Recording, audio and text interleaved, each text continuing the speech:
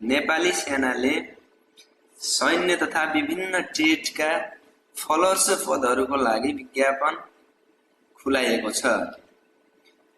विज्ञापन 2082 कार्तिक 28 गते खुलाइएको हो, जसमा नेपाली सैन्य पदको लागि विभिन्न भर्ना छनौट केन्द्रहरूबाट 3600 जनाको लागि र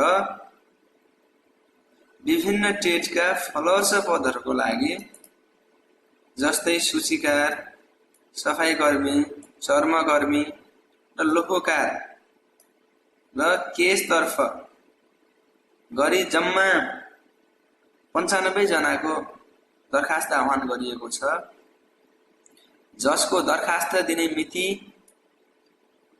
7 महिना 27 गतेदेखि 8 महिना 27 गतेसम्म र दोब्बर दस्तुरका लागि 2082 8 महिना 28 देखि 2082 9 महिना 5 गतेसम्म थप गरिएको छ।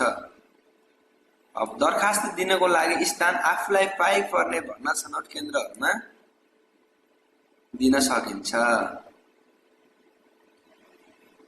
जसको लागि आवश्यक न्यूनतम योग्यता भनेको सैन्य पदको लागि कक्षा 8 उत्तीर्ण गरेको हुनुपर्नेछ भने फलोअर्स पदको लागि साधारण लेखपढ गर्न सक्ने भए पनि हुन्छ। अब नेपाली सेनामा खाने होइन त जागिर, मजाले खाऊ।